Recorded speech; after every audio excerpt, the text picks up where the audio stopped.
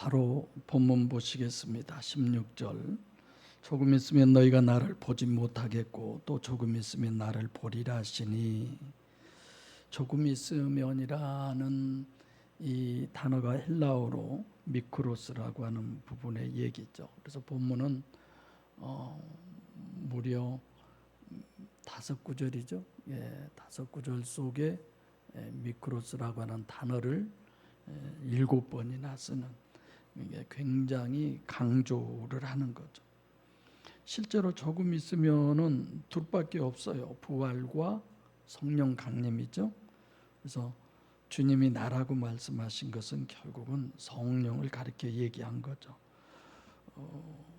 로마서 8장 9절로 10절에 만일 너희 안에 하나님의 영이 거하시면 너희가 육신에 있지 않냐고, 영에 있나니, 영이죠. 그래서 그리스도의 영이 없으면 그리스도의 사람이 아니다. 그래서 그리스도의 영이에요. 그 다음에 10절에 또 그리스도께서 너희 안에 계시면 하나님의 자녀가 되는 거죠. 그래서 이제 정확하게 여러분들이 아시겠지만 하나님이 내 안에 오심으로의 구원이지 죄 없음으로의 구원은 결코 아니에요. 성경 어디에도 그렇게 얘기하지 않습니다. 그 다음에 너희가 나를 보지 못하리라 라고 하는 부분은 이제 더 이상 나를 못 본다, 더 이상 육신의 예수를 볼 수가 없다라고 지금 얘기를 하죠. 육의 눈으로는 볼 수 없다는 얘기니까.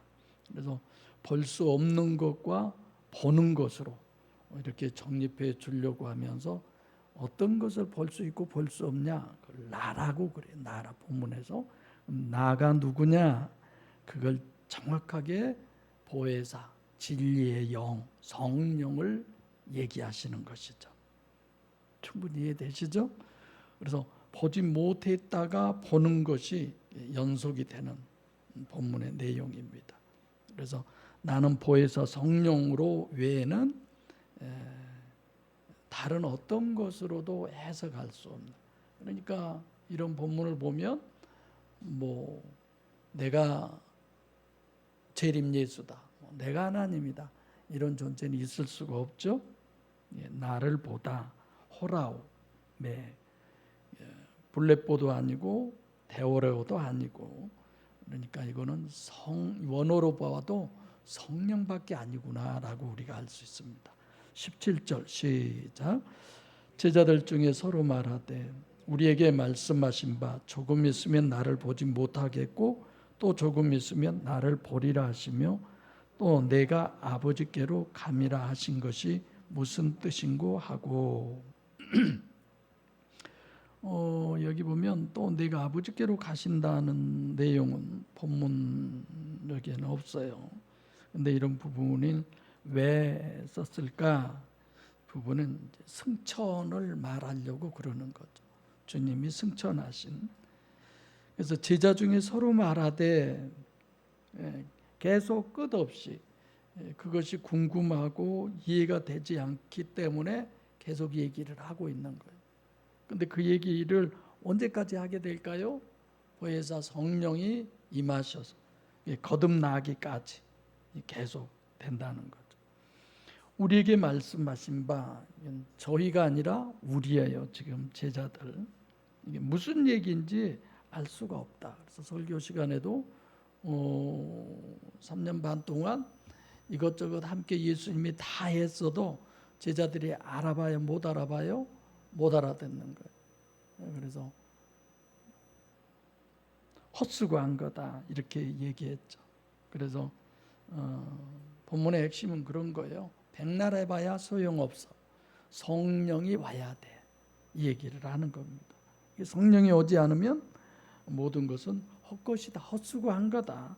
그래서 성령 절대론을 얘기하는 거죠. 조금 있으면 나를 보리라, 또 조금 있으면 나를 보지 못한다. 십자가로 얘기하시는데 결국은 부활하신 부분도 마찬가지예요.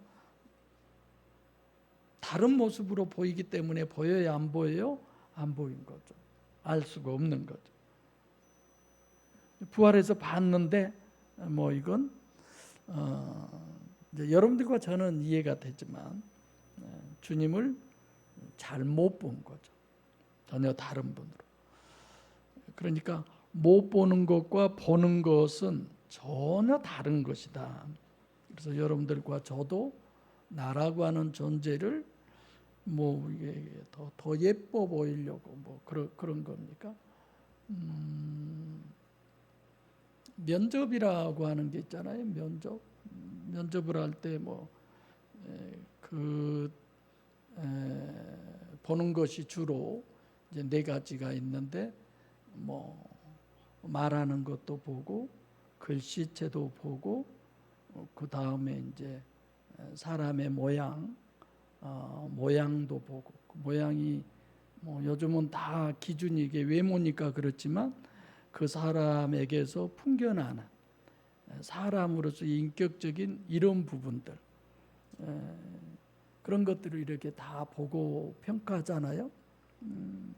그런 것처럼 우리도 이렇게 사람을 볼 때에 사람 됨됨이라고 하는 부분을 우리가 많이 얘기하는데 그 사람에게서 하나님 됨됨이가 얼마만큼이냐 이런 게 굉장히 중요하죠. 여러분들도 서로 이렇게 사람 볼 때에 하나님 됨됨이를 보세요. 뭐 만약에 사람 됨됨이를 보면 다 시험에 들게 돼 있어요.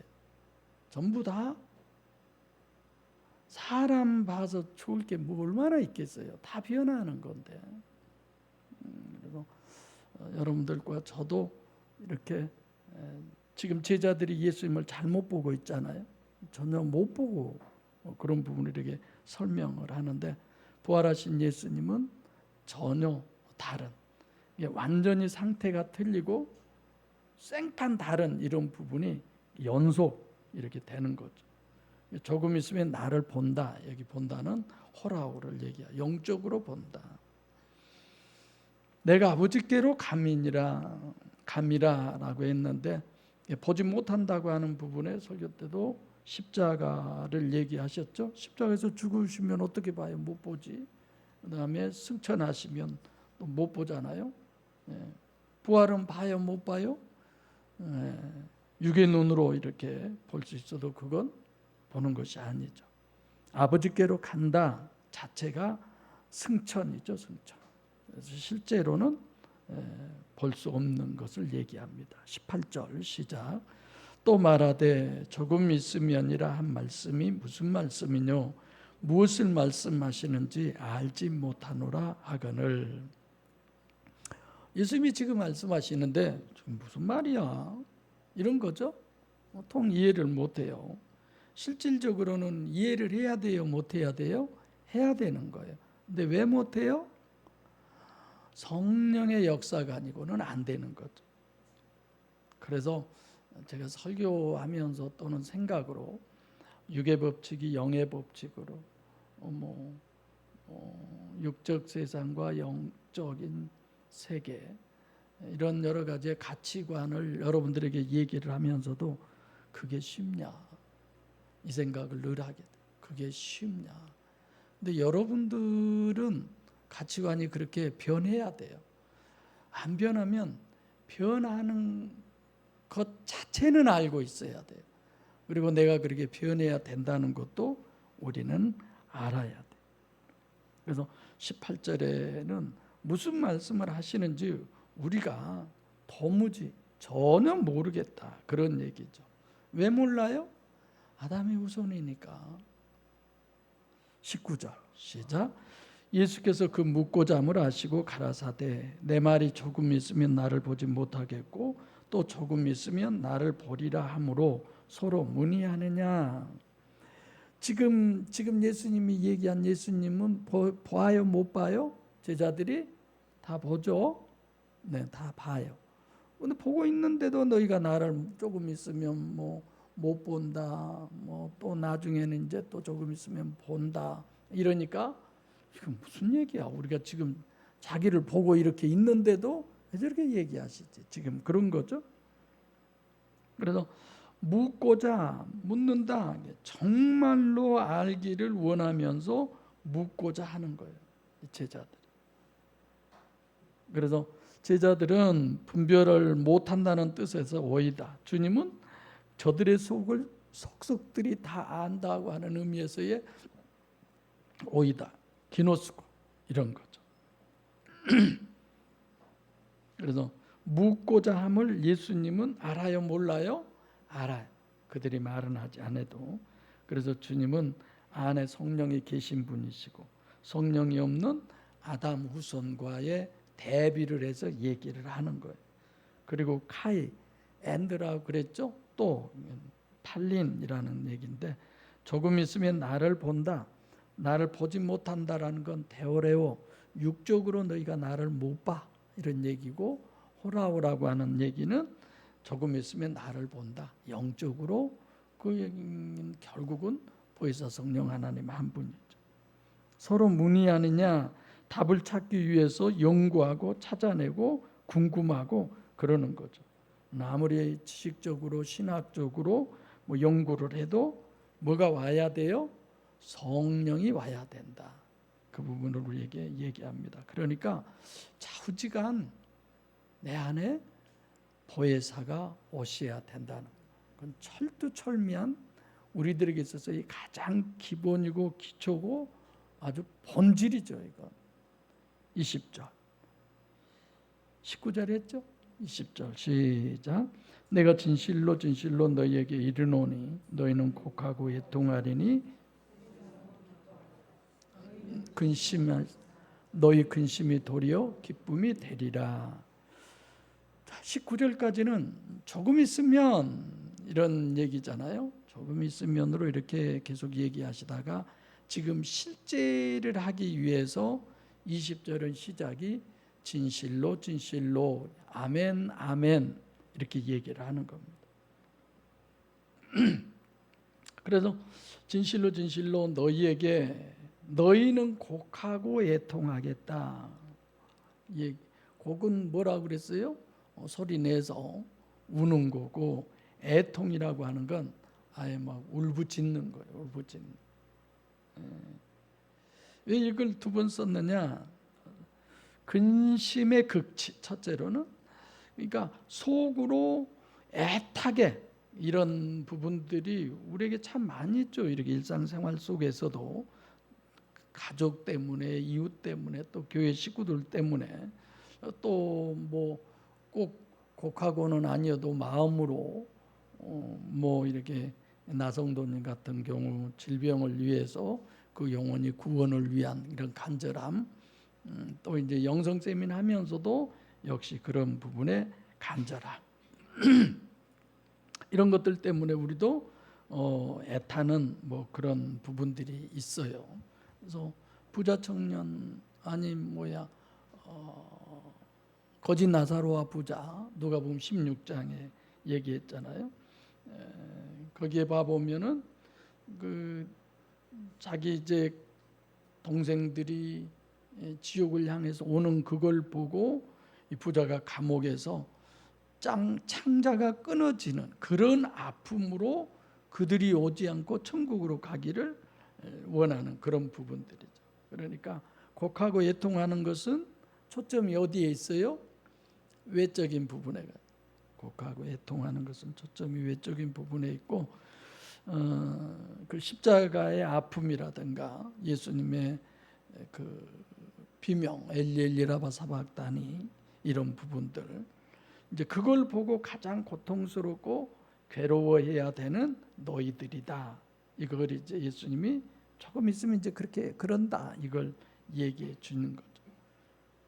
그래서 이런 부분들은 뭘 시켜야 된다? 스칸달리조를 시켜야 된다. 그래서 베드로가 3번이나 부인하고, 우리는 이제 항상 점점 깊이 들어가야 돼. 성경 속으로 베드로가 예수님을 3번 부인한 것, 저 살려고 그랬잖아. 저 살려고. 그런데 우리가 본문을 더 깊이 들어가 보면 그렇게 주님하고 뭘 해야 된다? 결별해. 뭡니까? 잊혀져야 돼. 그것이 하나님이 아니다라고 하는 것으로 되어져야 돼. 그래서 그 부인을 한 베드로가 얼마나 마음이 아프겠어요. 우리가 말 한마디 잘못해가지고 어떤 분이 힘들어하고 어려워하면 얼마나 자신이 힘듭니까? 근데 베드로는 오죽했겠어요. 우리가 그리고 울고 회개하고 끝, 연속극 마냥으로 영화 마냥으로 그런 걸까요? 평생에 가슴에 얹고 사는 거예요. 그리고 그런 의미 부여를 하나님이 다 하신 거잖아요. 왜 하나님은 꼭 그렇게 베드로를 묵사발 시켜야 되나 하지만 정말 그렇게 곡하고 애통할 만한 이런 부분들이 되어져야 된다. 이런 부분 충분히 이해하시죠? 왜 그러셨는가? 십자가 사건 그 자체의 목적은 뭘까? 보혈의 피를 흘려서 우리를 구원해 주심이 아니라 그 육이 하나님이 아니다라는, 육이 하나님이 아닌 것과 결별해야 돼. 아시죠? 우리가 이 세상에 살면서도 얼마나 그런 것들이 많아요. 그런 관계가 너무 그것에 취해서, 그것에 매여서 그것과 분리돼야 되는데, 그거 잊혀져야 되는데, 이런 것들이 우리에게 너무 많이 있죠. 그건 각자에게 달린 문제지만 자존심의 문제라든가 인격적인 문제라든가 이루야 할 수 없이 많아요.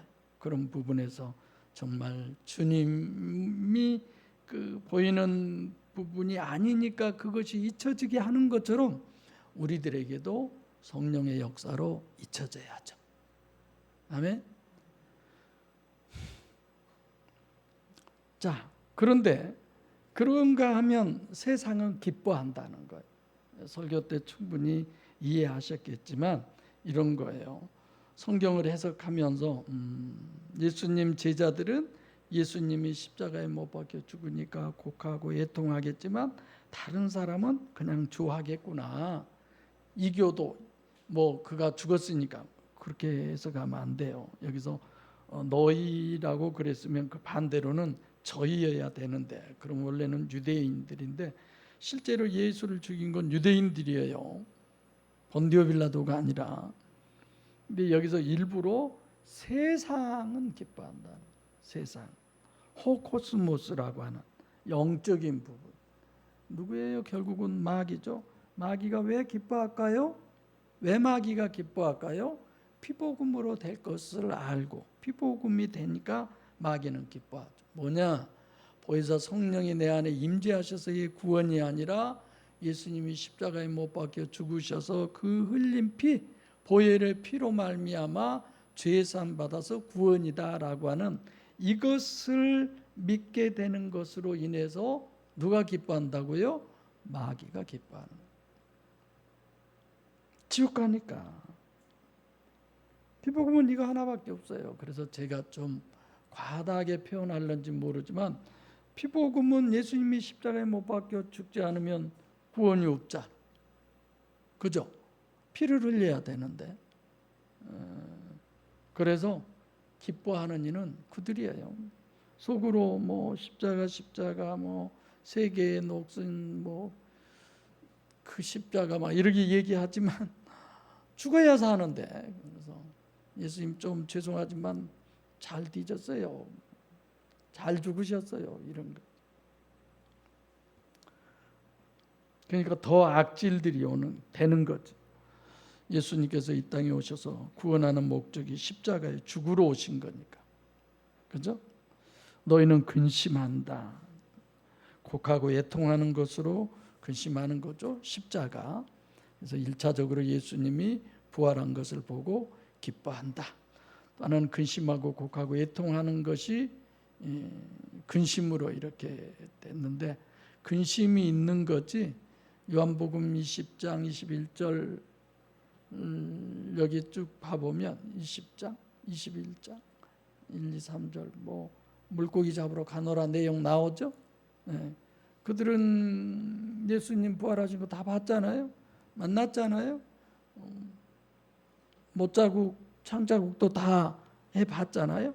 그런데 예수님이 다른 모습으로 부활하셨고 보였다가 안 보였다 그러고 볼 때는 뭐 맞는 것 같고 사라져 버리면 없는 것 같고 꿈이냐 생시냐 뭐 이런 거죠. 제자들의 입장에서. 그래서 뭐가 잘못됐나 보다. 그래도 살려면 물고기 잡으러 가야지 뭐 이렇게 된 거죠. 그래서 곡과 예통으로 계속 끌어가지 않고 곡과 예통은 근심으로 일단 바꾼 다음에 그리고 또 다른 근심이죠. 그래서 교회는 십자가가 완전히 내가 스칸달리조가 이루어져야 된다. 예통하는 것이 내가 그냥 찢어지게 아프게 그런 아픔이 우리에게 있어야 된다. 이런 얘기죠. 그러니까 본문에서 내가 설교 때는 고난, 근심을 고난으로 해서 뭐 질병 이런저런 부분들을 했지만 실질적으로 육체적 부분에 있어서의 아쉬움. 여러분들이 뭐 그분 그냥 와도 그만 가도 그만 있는 듯 없는 듯한 성도 한 명 안 오면 뭐 그게 별개겠어? 여러분들 그렇게 생각하십니까? 그렇지 않잖아요. 하나님의 입장에서 보면 구원받을 수 있는 기회를 상실한 제 입장에서는 그래요. 그래서 참 많이 괴롭죠? 아니 괴롭다? 힘들어요. 많이 힘들어요. 그러니까 이런 걸 또 함부로 하면 안 돼.